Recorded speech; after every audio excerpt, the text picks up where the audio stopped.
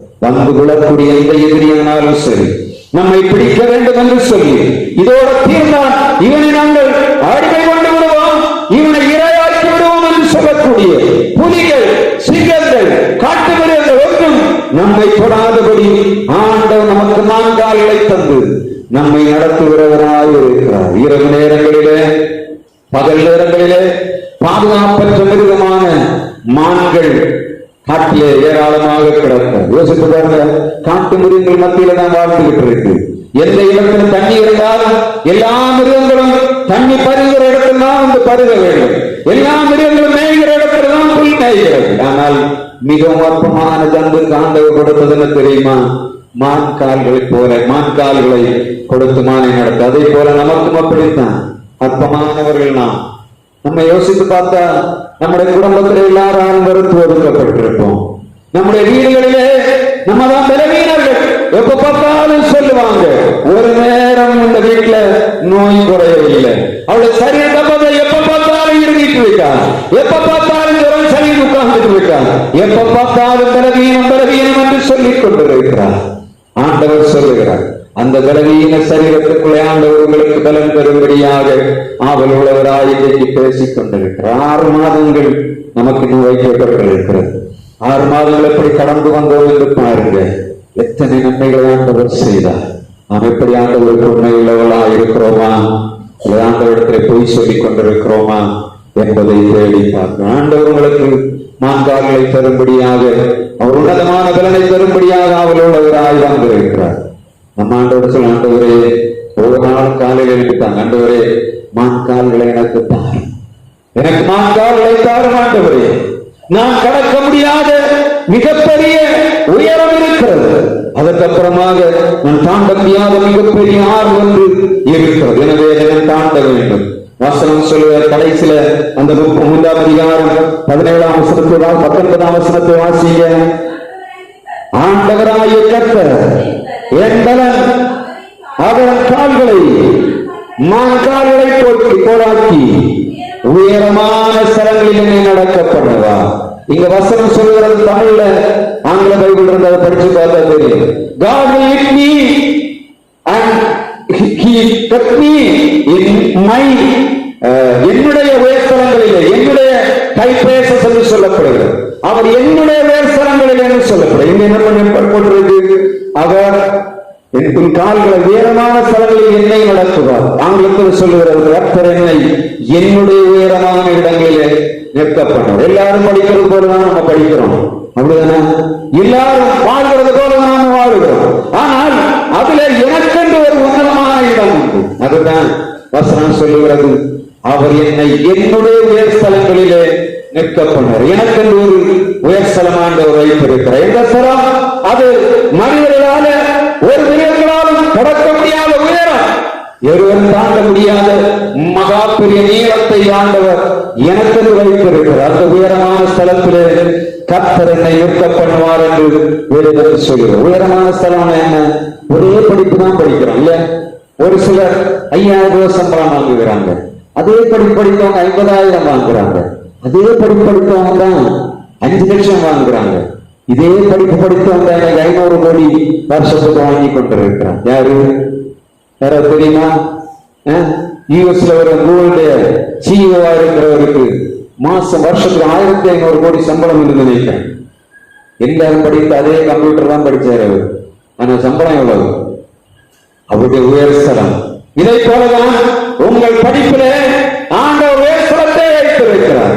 100, 200 அல்ல, 1000, 10,000 அல்ல, லட்சங்களையும் கோடிகளை தரும்படியாக ஆண்டவர் சித்தமுள்ளவராக இருக்கிறார். கர்த்தர் யார்?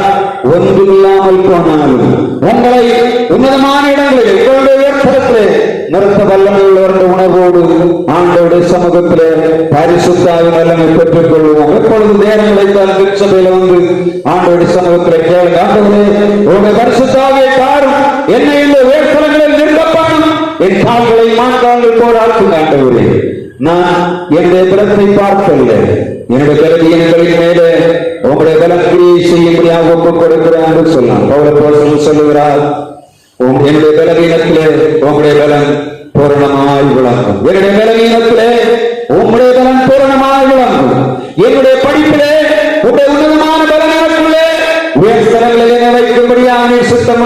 இருக்கிறேன். சோர்ந்து போகாதுங்க. முயற்சி பண்ணி பார்க்கிறேன், வேலை கிடைக்கவில்லை. முயற்சி பண்ணி பார்க்கிறேன், சம்பளம் இல்லை. ஆண்டவர் சொல்கிறார், ஒன்னையும் பார்க்காத, நீ ஆண்டவரத்துல பலனை கேளு. உன்னை வேஸ்தலங்களிலே ஆண்டவர் உன்னுடைய வேஸ்தலங்களை வைக்கும்படியாக சித்தமுள்ளவராய் இன்றைக்கு பேசிக் கொண்டிருக்கிறார். வாசிக்கலாமா? சத்தனியா ஆபகுக்கு 3ஆம் அதிகாரம் 18-19 வசனத்தை வாசித்து நிறைவு செய்வோம்.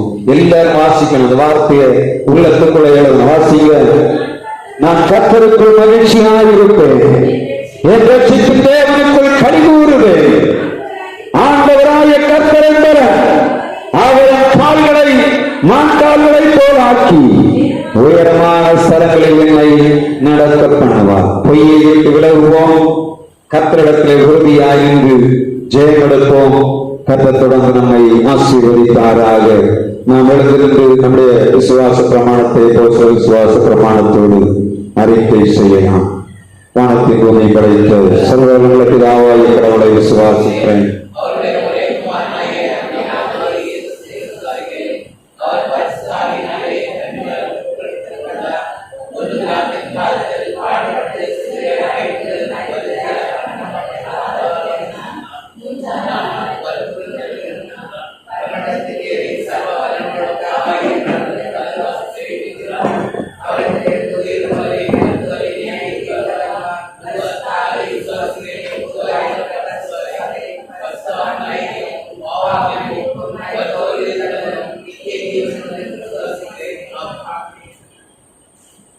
பாடலுக்குள்ள ஒரு பாடலோடு நம்மாண்டவருக்கு அந்த காலத்தை செலுத்துவோம்.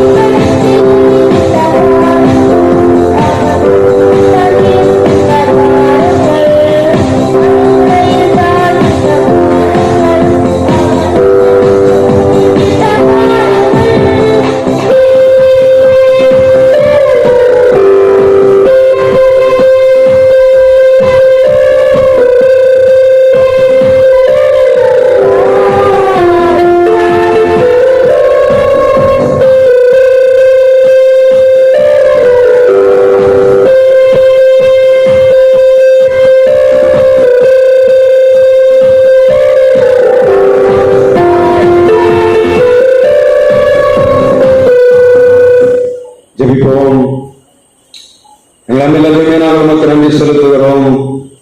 இந்த நாளிலும் உடைய பிள்ளைகளாகி நாங்கள் மட்டுமாய் உங்களை பாடி